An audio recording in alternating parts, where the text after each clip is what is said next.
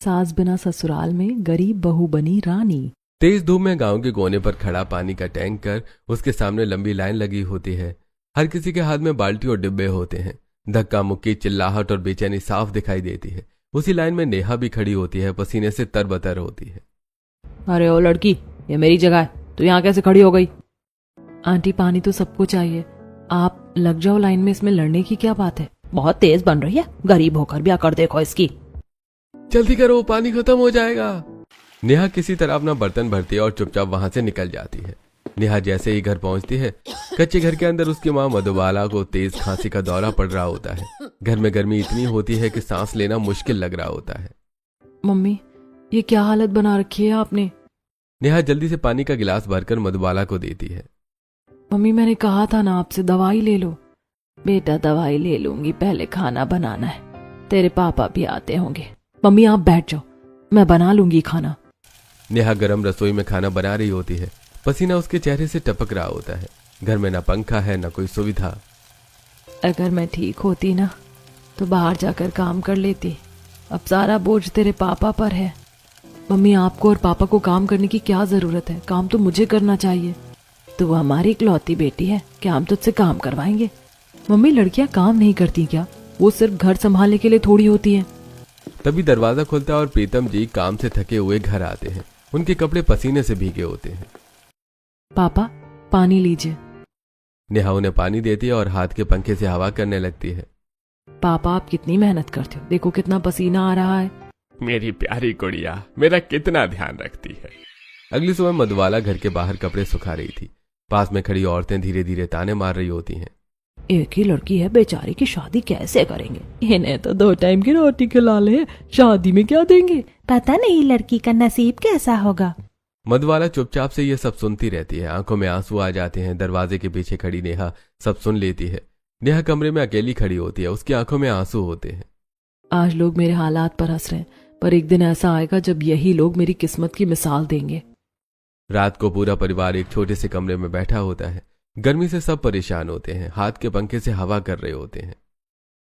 आज भी काम कम मिला, पता नहीं कब हालात ठीक होंगे हमारे घर के और हमारे। बस भगवान से यही दुआ है, हमारी बेटी की जिंदगी हमसे बेहतर हो। नेहा चुपचाप दोनों को देखती रहती है। अगली सुबह गांव के खेतों में धूप फैल रही होती है। मिट्टी से सने खेतों के बीच प्रीतम फावड़ा चलाते हुए मजदूरी कर रहे होते हैं। पसीना उनके चेहरे से टपक रहा होता है। कपड़े धूल और पसीने से भीगे होते हैं। बस भगवान, आज इतना कमा लो कि घर में 2 वक्त की रोटी आ जाए। दिन भर की मेहनत के बाद जैसे तैसे कुछ पैसे मिलते हैं। घर में ना फ्रिज है, ना कोई सुविधा। कई बार बचा हुआ खाना खराब हो जाता है और उन्हें भूखा सोना पड़ता है। दूसरी ओर शहर में एक बड़ा और शानदार घर, हर कोने में सुविधा, साफ सफाई और रौनक। लेकिन इस घर में यहाँ सिर्फ मर्द रहते हैं, करीब 10 लोग। कोई किचन में खाना बना रहा होता है, कोई झाड़ू पोछा कर रहा होता है, कोई ऑफिस के लिए तैयार हो रहा होता है। अरे भाई, आज ये चाय किसने बनाई है? इतनी कड़वी क्यों है? सीख जाओ सब, बहू का भाई की पता नहीं। सब हंसते हैं और धीरे धीरे तैयार होकर अपने अपने काम पर निकल जाते हैं। अगले दिन सभी मर्द अच्छे कपड़े पहनकर राघव के लिए लड़की देखने जाते हैं। लड़की का घर साफ सुथरा होता है। भाई साहब, हमें माफ कर दीजिए। अरे क्या बात हो गई? हम अपनी बेटी की शादी आपके घर नहीं कर सकते। आपके घर में कोई औरत तो है नहीं। इतने सारे मर्दों के बीच हमारी बेटी कैसे रहेगी? माहौल एकदम शांत हो जाता है। हमें डर है, इसका असर हमारी बेटी पर ठीक नहीं पड़ेगा, इसीलिए आप हमें माफ कर दीजिए। मोहन जी उन्हें समझाने की कोशिश करते हैं, लेकिन वो साफ इनकार कर देते हैं। सब लोग मायूस होकर वापस घर लौट आते हैं। शाम को घर का ड्राइंग रूम, सभी मर्द चुपचाप बैठे हैं। माहौल भारी होता है। राघव, क्या करें? तेरे तो हर जगह रिश्ते कैंसिल हो रहे हैं। पापा, आप इतना ट्राई क्यों कर रहे हो? जब सही लड़की मिलेगी तब शादी हो जाएगी। हाँ भाई, राघव सही कह रहा है। आप इतना स्ट्रेस क्यों ले रहे हो? तभी मोहन जी अचानक सोच में पड़ जाते हैं, जैसे उन्हें कुछ याद आ गया हो। विक्की, तुझे याद है मेरा एक दोस्त था प्रीतम? हाँ भाई, थोड़ा थोड़ा याद है। आप गांव में उसके साथ खेला करते थे। हाँ, उसकी एक बेटी भी थी, छोटी थी। अब तो राघव की उम्र की हो गई होगी। मैं बेकार में इतना टाइम वेस्ट कर रहा था, मुझे सीधे उसी के पास जाना चाहिए था। लेकिन भाई अगर उन्हें भी पता चल गया कि हमारे घर में कोई औरत नहीं है तो वो भी मना कर देंगे।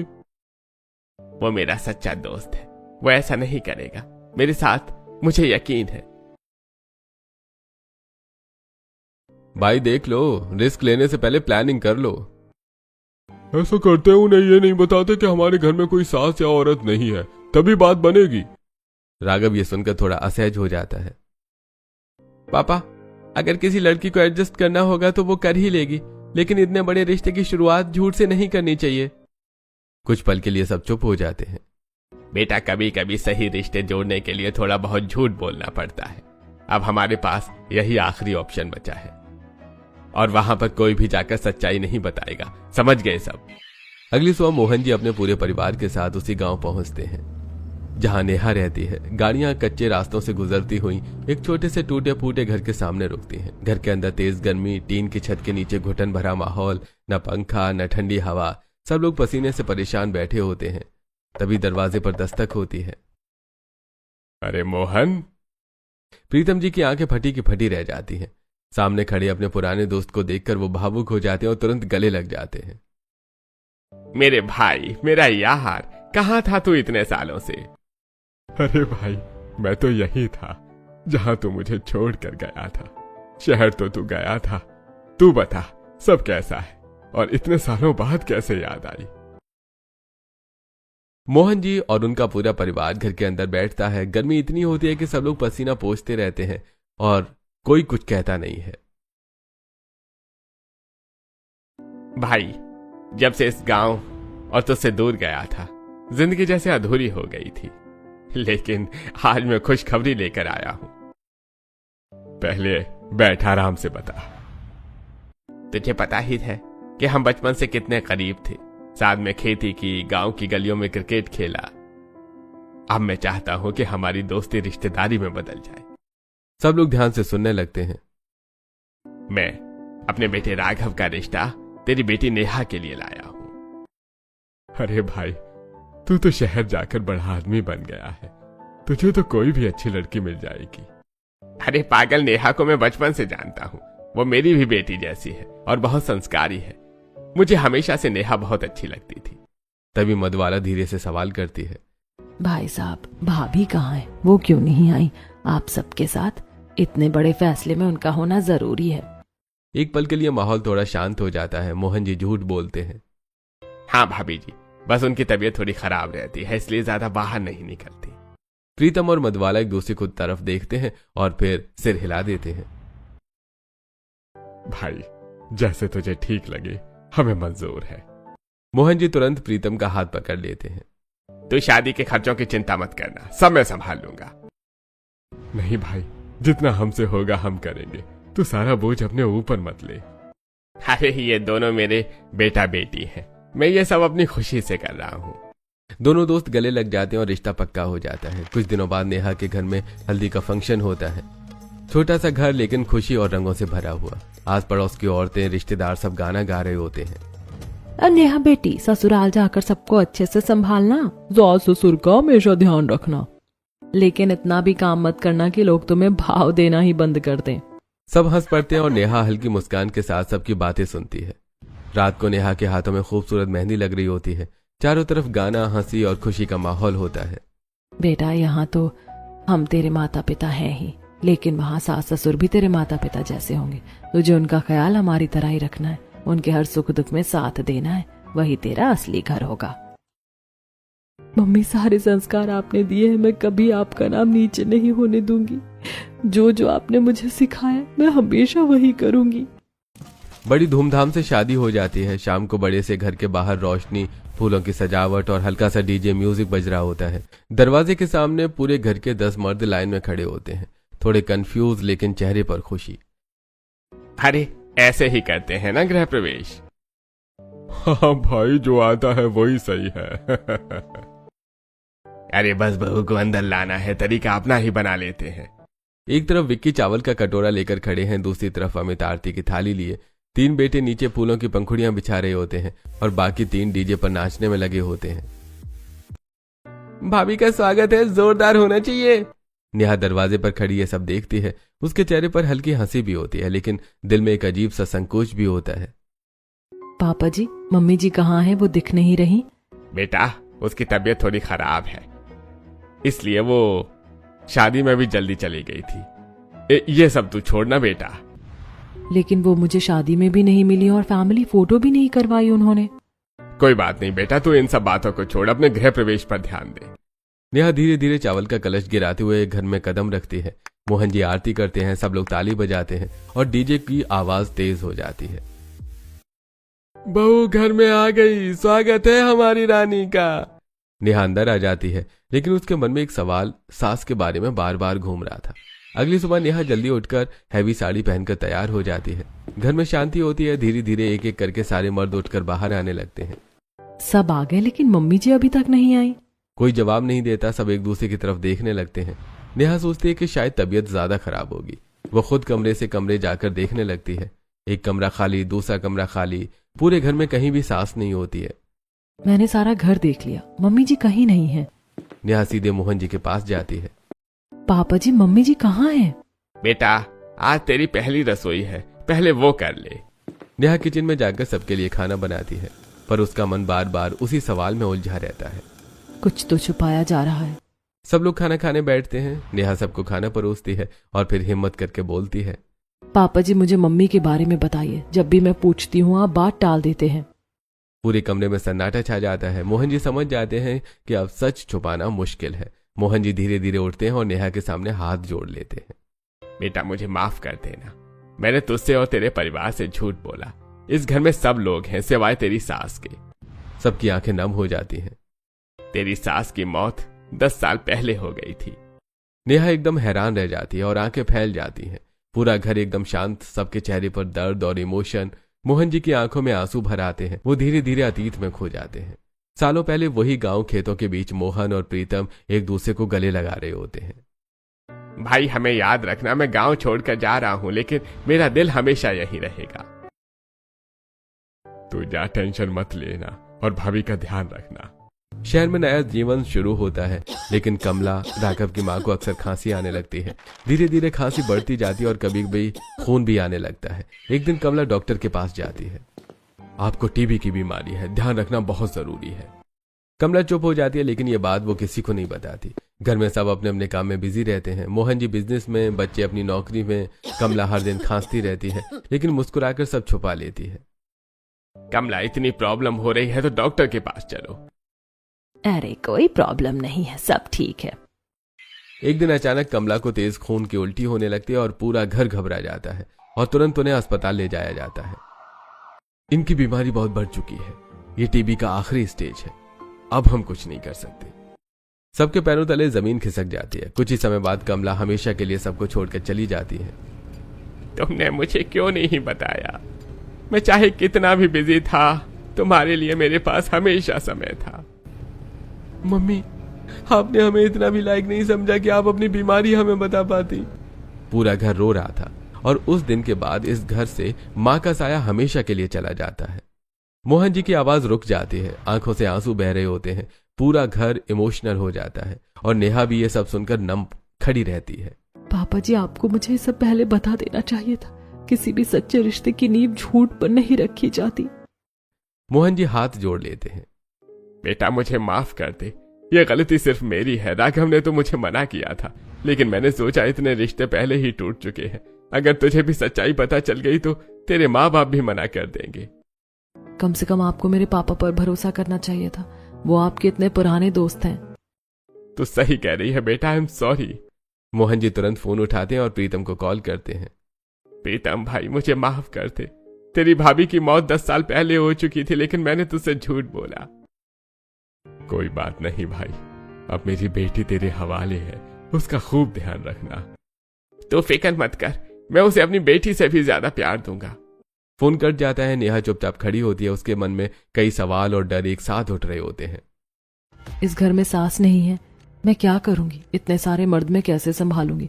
अब यहाँ मेरी परवाह कौन करेगा? जहाँ माँ होती है वहीं परवाह होती है, यहाँ तो कोई नहीं है मुझे समझने वाला। नेहा की आंखों में डर साफ दिखता है। अगले 2-3 दिन नेहा घर में थोड़ी डरी सहमी रहती है। हर वक्त उसके मन में यही डर चलता है। इतने सारे मर्दों के बीच में कैसे रहूंगी। वो कम बोलती है, चुपचाप अपना काम करती रहती है, लेकिन धीरे धीरे उसे महसूस होने लगता है कि यहाँ का माहौल वैसा बिल्कुल नहीं है जैसा उसने सोचा था। एक दिन नेहा रसोई में अकेले खाना बना रही थी। गरम तवा, उबलती कढ़ाई और वो चुपचाप अपने काम में लगी होती है। तभी अचानक उसके 3 देवर और 3 मामा के बेटे किचन में आ जाते हैं। अरे भाभी, क्या कर रही हो अकेले अकेले? चलो हम भी आपकी मदद कर देते हैं। हमारी नाजुक सी भाभी अकेले कितना काम करेंगी। अरे नहीं नहीं, आप लोग रहने दो, मैं कर लूंगी। अरे नहीं भाभी, हम आ गए हैं ना, तो काम बांटना पड़ेगा। देखते ही देखते पूरा किचन टीम वर्क में बदल जाता है। कोई सब्जी काट रहा है, कोई मसाले दे रहा है, कोई रोटियां बेल रहा है। भाभी, आज हमारी बनाई रोटी खाकर बताना गोल बनी है या नक्शा। सब हंस पड़ते हैं और नेहा भी पहली बार खुलकर मुस्कुरा देती है। ये लोग वैसे नहीं है जैसा मैंने सोचा था। अगली सुबह नेहा पूजा की थाली लेकर खड़ी है। घर में सारे मर्द लाइन में खड़े मुस्कुरा रहे होते हैं। आप सब? आज से ये घर तेरे हाथों से चलेगा बेटा। और हम सब तेरे असिस्टेंट हैं। नेहा सबको धूप देती है और प्रसाद भी। चलो सारे छोटे बच्चे नेहा के पैर छू लो। आज रोज ऐसा ही करना, तभी घर की तरक्की होगी। सारे देवर उसका आशीर्वाद लेते हैं। सास नहीं है, लेकिन यहाँ मुझे माँ से भी ज्यादा प्यार मिल रहा है। अगले दिन नेहा घर में डस्टिंग कर रही होती है। तभी मोहन जी और दोनों चाचा भी आ जाते हैं। अरे बेटा, ये सब तू अकेले क्यों कर रही है? अरे इतना बड़ा घर है, कब तक अकेले करेगी? हम किस दिन काम आएंगे? फिर सब मिलकर काम करने लगते हैं। कोई झाड़ू लगा रहा है, कोई पोछा लगा रहा है। नेहा सोफे के कवर झाड़ रही होती है। नेहा बेटा, तू बैठ जा, आराम कर। घर का कोई भी काम नेहा को कभी अकेले नहीं करने दिया जाता है। कपड़े धोने में मदद, कपड़े छत पर सुखाने में मदद, हर जगह कोई ना कोई उसके साथ होता है। ये घर तो बिल्कुल अलग है। शाम को राघव ऑफिस से जल्दी घर आ जाता है। पापा, आज मैं नेहा को डिनर पर लेकर जाऊंगा। हाँ बेटा, जरूर जाओ। मैं तो कब से कह रहा हूँ, अपने रिश्ते को थोड़ा टाइम दो, जाओ घूम आओ। रात को एक खूबसूरत होटल, हल्की रोशनी, मोमबत्तियां और सुकून भरा माहौल। राघव ने पहले से ही कैंडल लाइट डिनर अरेंज कर रखा होता है। नेहा थोड़ी हैरान लेकिन बहुत खुश होती है। मुझे लगा था यहाँ कोई मुझे समझ नहीं पाएगा, लेकिन आप लोगों ने तो मुझे घर की रानी बना दिया। ऐसा लगता है जैसे मैं सबसे इम्पोर्टेंट हूँ। तुम घर में अकेली लड़की हो, तुम्हें प्रिंसेस ट्रीटमेंट तो मिलेगा ही। दोनों एक दूसरे को देखकर मुस्कुराते हैं और नेहा के मन का डर धीरे धीरे खत्म होने लगता है। सास नहीं है, लेकिन ये पूरा घर ही मेरा सहारा है।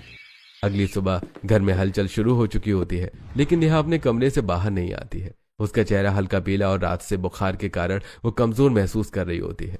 राघव अकेले ही हॉल में आता है। बेटा नेहा कहाँ है? पापा, उसकी तबीयत ठीक नहीं है, उसे रात से बुखार है। ये सुनते ही पूरे घर के सारे मर्द एकदम घबरा जाते हैं और बिना सोचे, बिना कुछ कहे नेहा के कमरे की तरफ भागते हैं। अरे चलो जल्दी, भाभी को देखे क्या हुआ। यार, रात से बुखार था, तूने हमें बताया भी नहीं। नेहा बिस्तर पर लेटी होती है। तभी सारे लोग उसके आसपास इकट्ठा हो जाते हैं। देखो नेहा, मैं तुम्हारे लिए काढ़ा भी बनाकर लाया हूँ। बेटा तूने हमें बताया क्यों नहीं? हम रात को ही तुझे डॉक्टर के पास ले जाते। पापा, इतनी चिंता की बात नहीं है, नॉर्मल सा फीवर है, ठीक हो जाएगा। लेकिन घर के सब लोग बहुत परेशान हो जाते हैं। कोई खिचड़ी बनाकर लाता है, कोई पनीर लेकर आता है, कोई नींबू पानी बनाकर देता है। भाभी, ये नींबू पानी पी लो। और ये खिचड़ी हमारी स्पेशल है, जल्दी ठीक हो जाओगी। सब लोग उसके आसपास बैठे रहते हैं, जैसे उसे अकेला छोड़ना ही नहीं चाहते हैं। तुम सब अपने अपने काम पर जाओ, मैं नेहा को संभाल लूंगा। धीरे धीरे सब लोग चले जाते हैं और मोहन जी नेहा के पास बैठ जाते हैं। वो धीरे धीरे उसका सिर दबाने लगते हैं। पापा जी, रहने दीजिए, आपके हाथ दुख जाएंगे। आप इतना परेशान क्यों हो रहे हैं? बेटा मुझे पता है, जब तुझे यह पता चला होगा कि इस घर में सास नहीं है, तो तुझे जरूर लगा होगा कि यहाँ तेरी कोई परवाह नहीं करेगा। लेकिन सच ये है कि तू हमारे घर की लक्ष्मी है और इस लक्ष्मी को हम कभी खोना नहीं चाहते। इस घर का हर इंसान तुझसे बहुत प्यार करता है। कभी ये मत सोचना कि सास नहीं है तो तेरी वैल्यू कम है। तेरी वैल्यू हमारे दिलों में सबसे ज्यादा है। नेहा की आंखों में आंसू आ जाते हैं। पापा, आप सब बहुत अच्छे हो, मैं आप सबसे बहुत प्यार करती हूँ। अगले दिन नेहा ठीक होकर घर के गेट पर खड़ी होती है, इधर उधर देख रही होती है और चक्कर लगा रही होती है। कब आएंगे राघव? मुझे शॉपिंग पर जाना है। तभी उसके चारों देवर जिम से लौटते हैं। अरे क्या हुआ भाभी, गेट पर क्यों खड़ी हो? कुछ नहीं, राघव का इंतजार कर रही हूँ, मुझे शॉपिंग पर जाना था। अरे भाभी, आपके देवर किस दिन काम आएंगे? अरे चलो हम अभी लेकर चलते हैं। आप लोग जिम से आए हो, थक गए होगे, आप रेस्ट कर लो। भाभी कैसी बात कर दी आपने, चलो अभी चलते हैं। सभी उसे शॉपिंग पर ले जाते हैं, उसे सुंदर सुंदर साड़ियां दिलाते हैं, मॉल मार्केट हर जगह घुमाते हैं। भाभी यहाँ की सबसे स्पेशल टिक्की मिलती है, चलो खिलाते हैं। सब मिलकर हंसते हैं, मस्ती करते हैं। धीरे धीरे नेहा भी घर वालों के साथ बहुत खुश रहने लगती है। अपने ससुराल में वो हर रोज खूबसूरत साड़ियां पहनती है, आत्मविश्वास से चलती है, चेहरे पर एक अलग ही चमक होती है। रात को राघव ऑफिस से घर लौटता है, उसके हाथ में एक छोटा सा गिफ्ट बैग होता है। नेहा कमरे में उसका इंतजार कर रही होती है। नेहा तुम्हारे लिए कुछ लाया हूं। मेरे लिए? नेहा जैसे गिफ्ट खोलती है, अंदर एक बहुत ही सुंदर शॉर्ट ड्रेस होती है। ड्रेस तो बहुत सुंदर है, लेकिन मैं इसे कब पहनूंगी? सबके सामने तो मुझे शर्म आती है। इतनी टेंशन मत लो, यहाँ तुम्हें कोई जज नहीं करेगा। अगली सुबह नेहा और राघव बालकनी में बैठे होते हैं, हल्की ठंडी हवा चल रही होती है। नेहा मैं सोच रहा था हमारा हनीमून भी नहीं हो पाया, चलो एक छोटी सी ट्रिप पर चलते हैं, बस 2 दिन के लिए। लेकिन आपने घर में किसी को बताया भी नहीं। जब मैं बता दूंगा तब चल देंगे, तुम बस तैयार हो जाओ, पैकिंग करके रखो। अगली सुबह दोनों बैग पैक करके तैयार खड़े होते हैं। नेहा धीरे धीरे वही शॉर्ट ड्रेस पहनकर बाहर आती है, लेकिन चेहरे पर झिझक साफ दिखाई देती है। मैं ऐसे सबके सामने नहीं जा सकती। अरे चलो भी, कोई कुछ नहीं कहेगा। जैसी ही नेहा बाहर आती है, सबकी नजरें उस पर जाती हैं, वो थोड़ा शर्मा जाती है। बेटा तुझे यहाँ शर्माने की कोई जरूरत नहीं है। तुझे जैसे कपड़े पहनने हैं पहन, जैसा खाना है खा, जैसे रहना है रह। यहाँ तुझे किसी चीज की टेंशन लेने की जरूरत नहीं है, हम तुझे कभी नहीं रोकेंगे। नेहा ये सुनकर भावुक हो जाती है और उसके चेहरे पर आत्मविश्वास आ जाता है। नेहा झुककर मोहन जी के पैर छूती है। आशीर्वाद दीजिए पापा। खुश रहो बेटा। फिर वो चाचाओं के भी पैर छूती है। सब उसे प्यार और आशीर्वाद देते हैं। नेहा और राघव फ्लाइट में बैठते हैं। नेहा खिड़की से बाहर देखती है, बादलों के बीच उड़ते हुए। उसके चेहरे पर खुशी और सुकून होता है। पेरिस की खूबसूरत गलियां, रोशनी और रोमांटिक माहौल होता है। राघव नेहा की ढेर सारी फोटो क्लिक कर रहा होता है। नेहा एक स्माइल और। बस करो, कितनी फोटो लोगे? अपने साथ भी ले लो, मैं अकेले थोड़ी ना आई हूँ यहाँ पर। बीच बीच में घर से वीडियो कॉल आते रहते हैं। भाभी मजे कर रही हो ना? हमें भूल तो नहीं गई? बेटा खुश रहना, अपना ध्यान रखना। नेहा सबको अपनी फोटो भेजती है और सब मुस्कुराते हुए बातें करते हैं। उसके दिल में एक ही एहसास होता है, मैं कितनी लकी हूँ जो मुझे इतना प्यार करने वाला परिवार मिला। अगली सुबह बड़े से ड्राइंग रूम में घर के सारे मर्द बैठे होते हैं। माहौल थोड़ा सीरियस होता है, किसी जरूरी बात पर चर्चा चल रही होती है। नेहा बेटा इधर आओ, एक जरूरी बात हो रही है। नेहा किचन से बाहर आती है और मुस्कुराते हुए कहती है, पापा मुझे पता है आप लोग गाड़ी के बारे में बात करें, आप लोग कर लीजिए, इसमें मुझे ज्यादा आइडिया नहीं है। अरे बेटा तू इस घर की फाइनेंस मिनिस्टर है, जो भी पैसे खर्च होंगे वो तेरी रजामंदी के बाद ही होंगे। तू हाँ करेगी तो होगा, नहीं तो कुछ नहीं होगा। नेहा थोड़ी हैरान लेकिन खुश भी होती है। अच्छा पापा जी बताइए फिर। बेटा हम पुरानी गाड़ी बेच रहे हैं और नई खरीदने का सोच रहे हैं, तुझे कैसा लगता है? पापा जी जैसा आपको सही लगे, मुझे मंजूर है। पूरा परिवार शोरूम पहुंचता है। नई चमचमाती गाड़ी सामने खड़ी होती है। नेहा बेटा रिबन तू काटेगी। नेहा रिबन काटती है, सब लोग ताली बजाते हैं, फिर केक कटता है, पटाखे फूटते हैं, पूरा माहौल खुशी से भर जाता है। राघव गाड़ी तो आपकी है, आप भी आइए ना। पापा जी आप भी आओ। हमारी है और सबसे पहले हक तुम्हारा है। रात को राघव कमरे में आता है और नेहा को एक सुंदर सा डिब्बा देता है। नेहा उसे खोलती है। ये diamond necklace, thank you so much Raghav, लेकिन इसकी क्या जरूरत थी, बहुत महंगा है।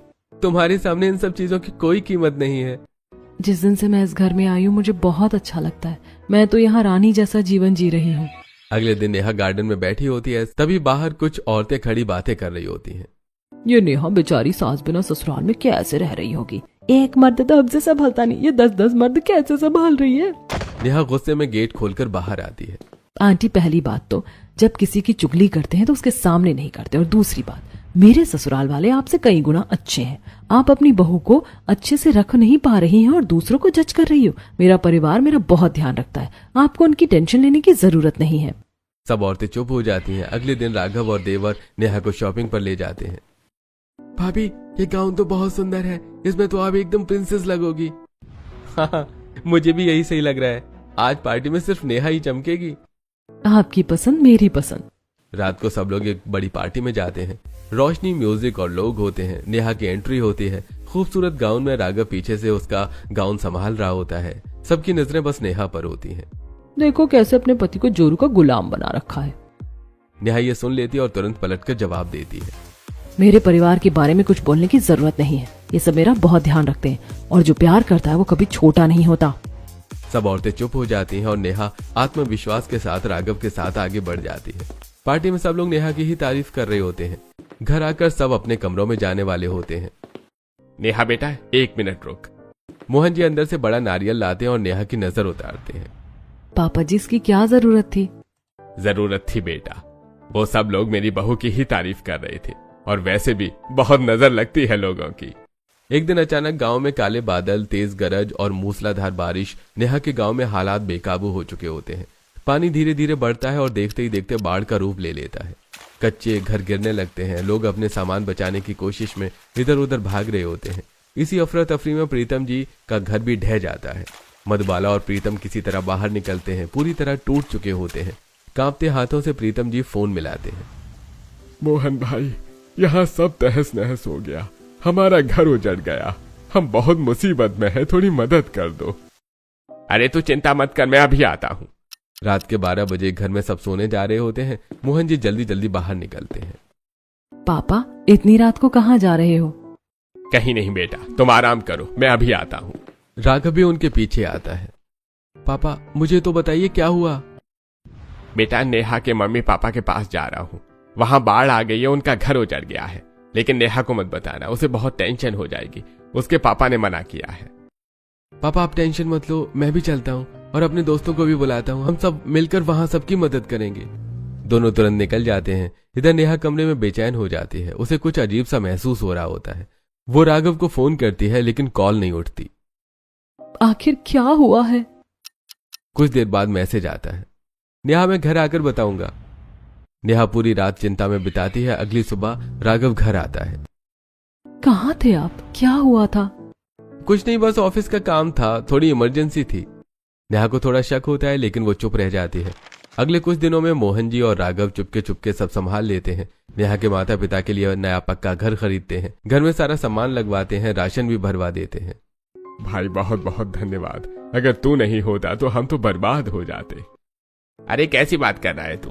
सिर्फ नेहा का पिता नहीं, मेरा बचपन का भाई भी है। मैं अगर तेरी मदद नहीं करूंगा तो किसकी करूंगा? कुछ दिन बाद नेहा को अपने मायके की बहुत याद आती है। राघव मेरा बहुत मन कर रहा है, मुझे अपने घर जाना है। मुझे मम्मी पापा से मिलना है। अच्छा ठीक है, चलो आज ही चलते हैं। राघव नेहा को गाड़ी में बिठाकर लेकर जाता है। नेहा खिड़की से बाहर देखते हुए रास्ते को पहचानने की कोशिश करती है। अचानक उसे कुछ अजीब लगता है। ये रास्ता तो मेरे घर का नहीं है। आप मुझे कहाँ लेकर जा रहे हो? अरे बैठी रहो, मैं तुम्हें तुम्हारे घर पर ही लेकर जा रहा हूँ। नेहा के चेहरे पर कंफ्यूजन होती है। उसे कुछ समझ नहीं आता कि आखिर उसके साथ हो क्या रहा है। राघव की गाड़ी एक बड़े सुंदर पक्के घर के सामने वो रोक देता है। हरा भरा गार्डन, साफ सुथरा आंगन और एक सुकून भरा माहौल होता है। नेहा हैरानी से बाहर देखती है। राघव ये आप मुझे कहाँ लेकर आए हो? अरे आओ अंदर जाकर देखो। नेहा धीरे गेट खोलकर अंदर जाती है और जैसे उसकी नजर गार्डन पर पड़ती है वो वहीं ठहर जाती है। सामने उसके पापा अखबार पढ़ रहे हैं और उसकी माँ चाय पी रही होती है। Mummy papa. नेहा दौड़कर उनके पास जाती है। ये किसका घर है? आप यहाँ कैसे? बेटा बैठ, मैं तुझे सब बताता हूँ। गांव में बाढ़ आ गई थी, हमारा घर उजड़ गया था। सब लोग अपने अपने रिश्तेदारों के यहाँ चले गए।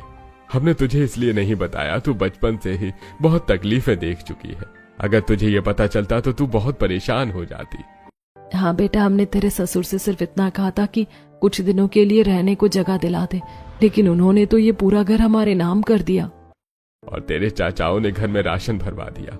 राघव ने भी हर चीज में हमारी मदद की। हमें एक ऐसी जिंदगी दे दी जिसके बारे में हमने कभी सोचा भी नहीं था।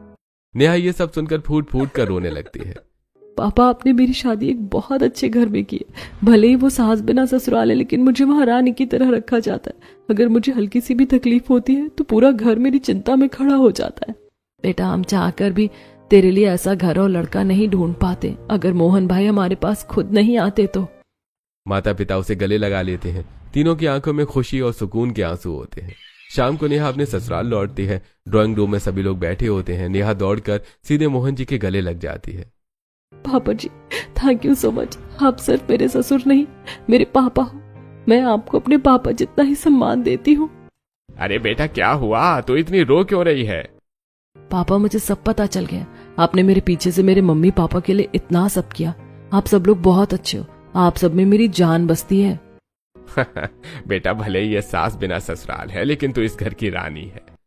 और हमारी लक्ष्मी भी। और भाई इस घर की सबसे कीमती इंसान। सभी लोग नेहा को गले लगा लेते हैं। पूरा घर प्यार और खुशी से भर जाता है। क्या सच में एक सास का होना ही बहू के लिए जरूरी है, या फिर प्यार, सम्मान और अपनापन ही किसी भी ससुराल को घर बनाता है?